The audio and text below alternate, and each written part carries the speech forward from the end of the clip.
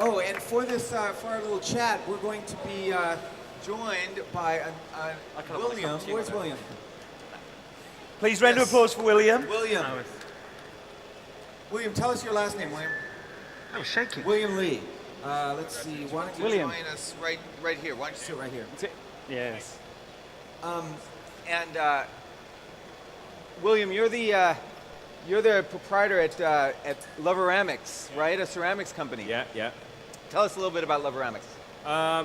It's a brand that's run by my family. It's been 50 years we've been making ceramics. So love of ceramics means, I love ceramics myself. It's my passion.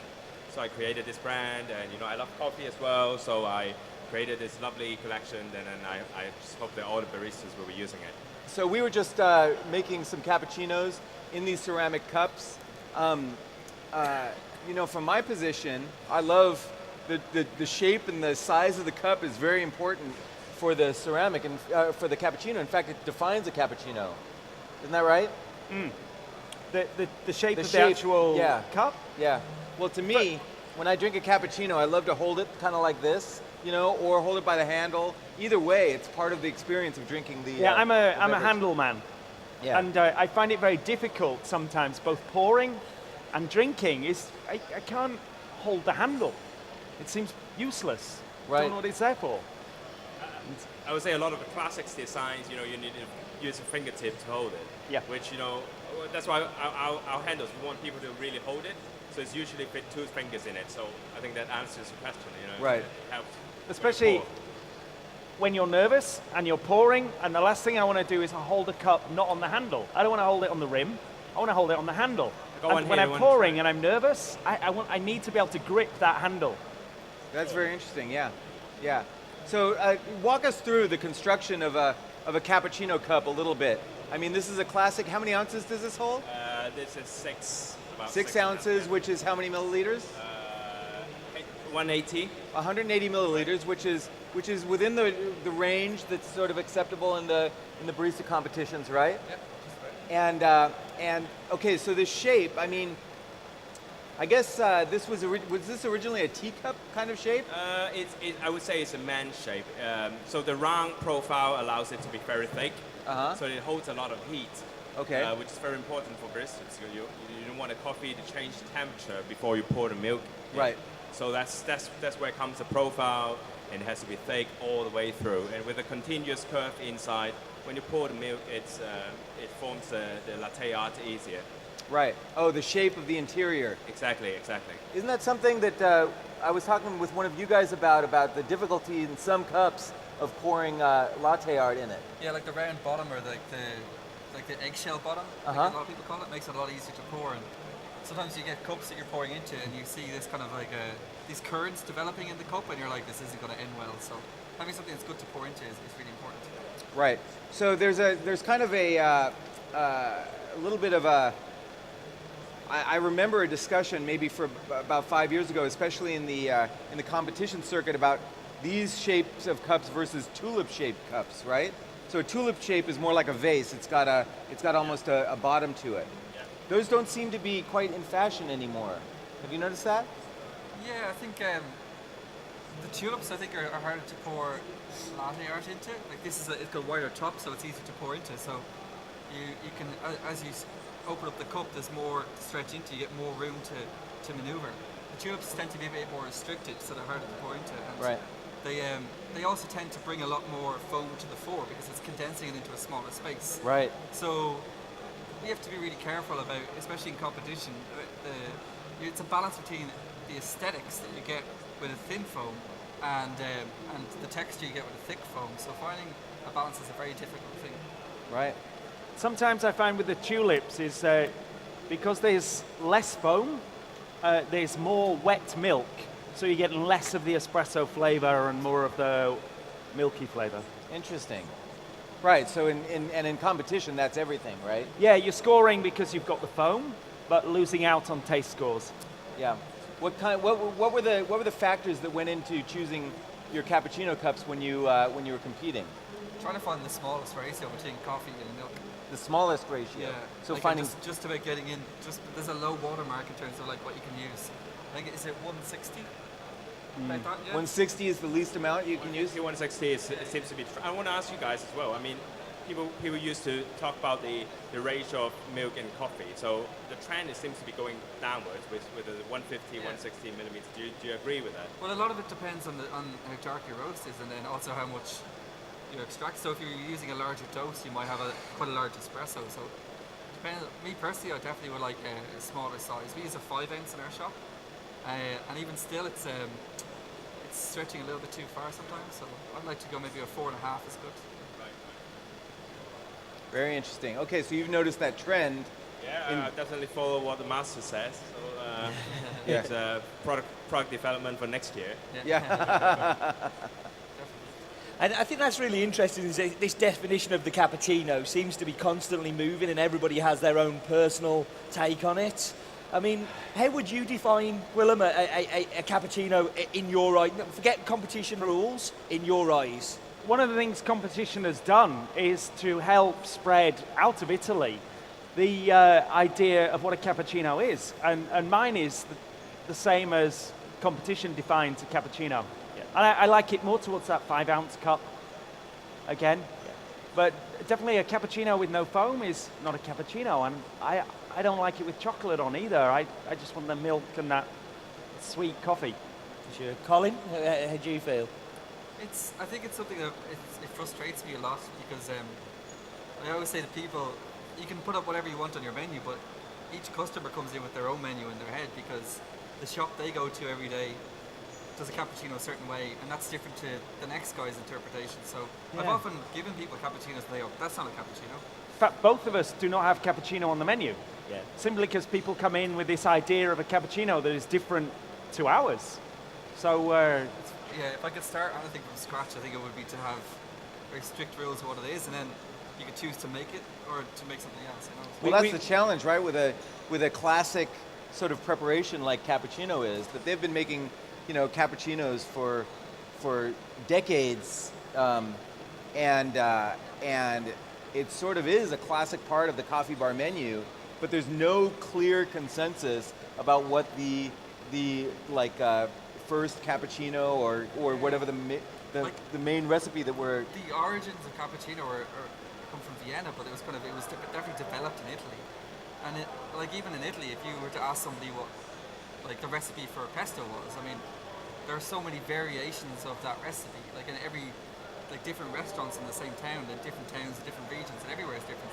So I think the perception that there is somehow out there an original and defined real recipe for a cappuccino is just impossible, I'm afraid. But Right. I would prefer if there was one. Yeah. So I'm always interested in the names that we give drinks. So we give them cappuccino, we give them flat white, we give them latte. Do you think that helps, or do you think that confuses things when you're talking about definitions of drinks? It depends. In a lot of it can help in terms of you have regular customers and they know exactly what you get every time. That helps. Yeah.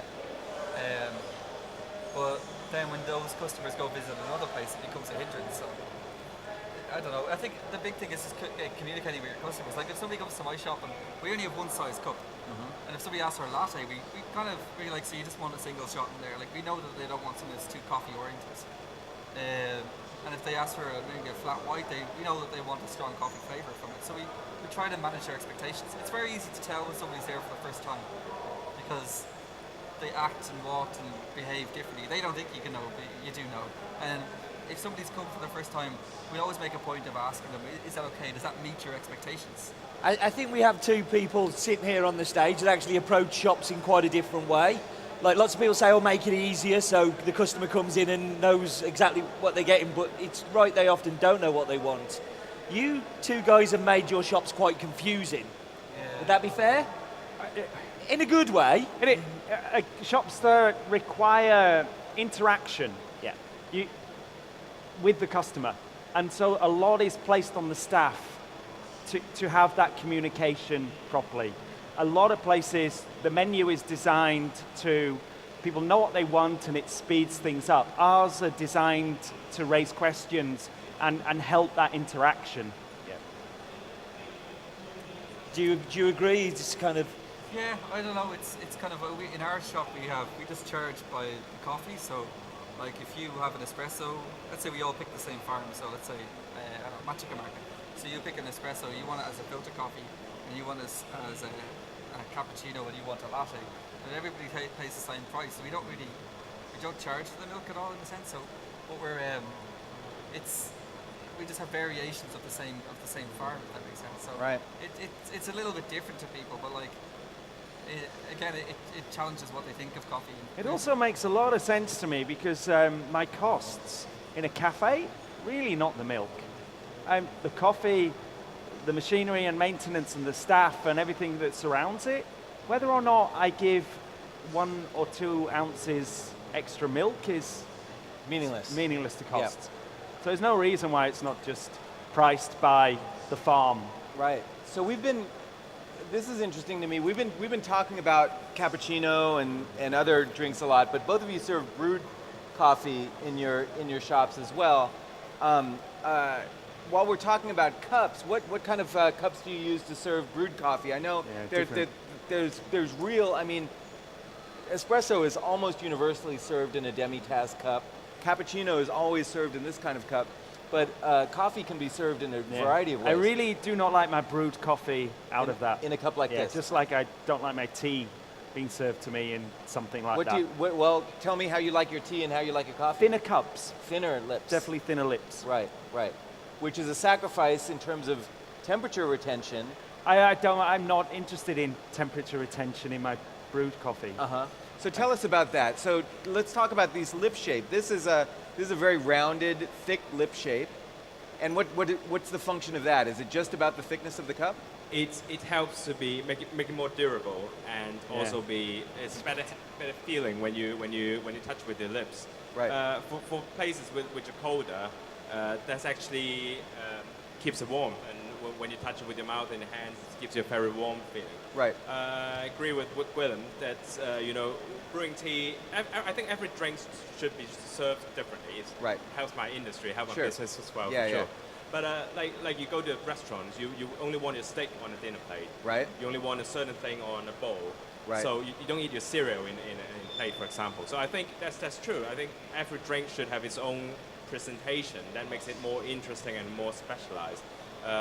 For specialty coffee, for brewed coffee, for even different ways of brewing it, I think they should have their own cups as well. Just like a wine, you have red wine, white wines, and different types of drinks at different volumes and different shapes as well. So I think that gives it more special. Yeah, absolutely. What do you serve your brewed coffee in? Actually, we're kind of taking the step of making our own cups. So we found a potter in Ireland, and she lives like up a very dark lane in the middle of nowhere. Like we're halfway there, kind of thinking, is this the right place? Yeah. Like in the middle of absolute nowhere, on the side of a mountain, and she's making us slip cast pottery. Explain slip cast. So basically, it's like a block. You open it up and it has the mold on the inside. I see. So there's going to be some variance in there, which is fine because it's a craft pursuit, and it's going to have no handle, kind of a very kind of a V shape. A tumbler shape. Yeah, so you can get a lot of aromatics. We lose some temperature there. We're not going to keep them very hot, and it's a nice project to kind of get something that's I don't know, a little bit different to what people are usually expecting. Because in Ireland, filter coffee isn't very big, like it's not very popular, but we're growing it all the time in our shop. So it's nice to engage people in it, make them see it's a little bit different. Right. Okay. So that's so that term probably means something to you. How is this produced? This cup. Sorry. How was this cup produced? This is made traditional ceramics way, kind of like the slip casting, but with a machine that goes inside. Well, when it turns and becomes round. Okay. So it actually like a lathe, it'll turn it. Yeah, it's kind of we call it jiggering. Okay. And afterwards, the colors are dipped, so that's why it makes this different from a lot of the other manufacturers. They use just a printing of colors or a sprayed stain, which is the color will come off before the cup breaks. But this stays forever with the cup, so it's lasts longer. It's fired higher. So it's always been like that. And the color is not straying onto the lip. I'm not seeing the dots, which I see with some. Yeah. It's all about control. It's all handmade, and if you sprayed it afterwards, the dots would go inside of the white. So it's Yeah. all about sorting. And also the inside is very clean and Yeah. white and smooth. Yeah, exactly. It has to be a very clean body. It's a selection of raw material is very important. That's what makes it white inside, and it's a good contrast with the colors. So it comes with different colors in my collections. Yeah. So really you were talking about product development and like you're picking these guys' brains. What do you see as the next development being with ceramics and the cups? What do you see coming down the line? Have you got things coming soon? I think, you know, colors is definitely one of the thing that you can differentiate. I think specialty coffee is all about differentiation. You have, you know, different shops and different presentations, and cups is a good way because it touches the customer to differentiate yourself. So, you know, people want different shapes, different colors. So one of the idea we're going to do is get more colors, more volumes, and the design is working on a few new shapes right now. So probably we'll show these guys later and see what they feel. So that's what we think. Fantastic. Yeah. What about you two in your shops? What do you see as ideas going forward? Things that you're exploring? I heard about a new ceramics project that you're undertaking to do. Anything else? We're doing, at the shop as well, we do what's called a set, which is where we pull 2 single espressos and we serve one with milk and one without, so the customer gets the chance to experience both, because sometimes it's very different. It's always very different. And what we found is we were using it as a regular demi-tasse and then a standard cappuccino cup, and just the single shot, the milk was stretching that espresso too far. It was like a 6-ounce cup, but it was going too far. And then with the espresso, it was a traditional demi-tasse, so it was holding a lot of heat, and it was coming, you know, maybe halfway up the cup, and the aromatics aren't great in it. And when I test espresso for tasting, I sometimes pull them into soup bowls and swirl them around and smell them, and you get lots of aromatics, and it cools the espresso, which I liked a lot. So the new set that we're getting designed will have 2 4-ounce cups. So one is too small for a cappuccino, but it actually works out perfect for the balance of the coffee that we use.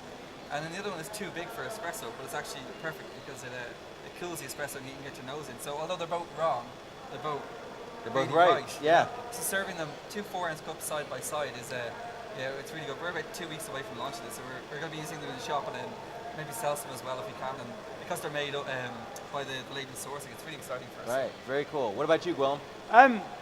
We're looking at more the customer rather than changing cups or something.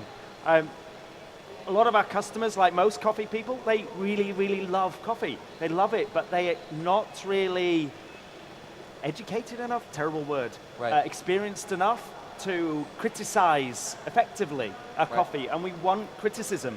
So what we're doing is effectively what you did here, is we're starting to use the WBC sensory score sheet, and we're teaching our customers to critically assess our coffees. Interesting. So checking the crema, thinking about taste balance. Right, and that's really challenging, right? Because you're teaching your customers to be harsher critics, so to speak. More effective critics. More effective critics, which forces you to raise the bar. I've found that in my own business to be an effective technique to try to you share. The more you share with your customers, makes you raise your game even higher. I'm a small independent. I haven't got a big marketing bill, and taste will ultimately always trump marketing. Right. So if somebody comes in, big marketing budget, amazing design, our customers will be educated enough to be able to see that and see through that and judge something by taste. Yeah. Well, that's a great note to end on. I mean, because it really is, at the end of the day, we've talked about a lot of things, cups and milk and everything, but all of it feeds into this perception of flavor idea, which is what we're all about. So, listen, I want to thank you guys. It was a great competition and a great chat afterwards. So thank you very much, William, for your support and for the discussion today. And so I want to give these guys a big hand of applause. We're stopping for a lunch break. We'll be back in an hour with another set of competitions and explorations and entertainment from the WBC All-Stars. So thank you, everyone. Thank you. Thank you. That's great. Thank you very much.